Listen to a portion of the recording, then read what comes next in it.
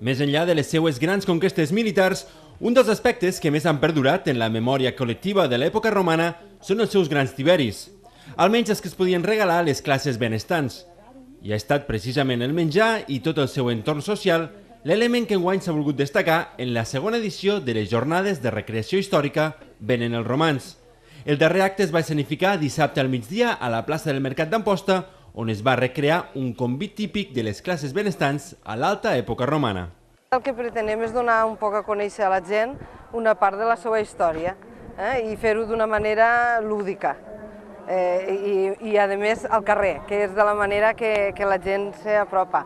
L'activitat se complementa en altres activitats tant a l'escola com des del museu en visites guiades i fem una activitat un poc més arredonida, no? Al carrer i més lúdica i més científica.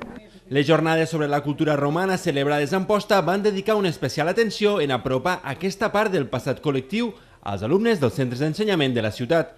A través del treball a classe i de visites guiades al Museu de les Terres de l'Ebre es va donar a conèixer la cultura gastronòmica, els aliments que consumien, les seues formes culinàries, els usos a taula i les transformacions que hi va haver en l'agricultura.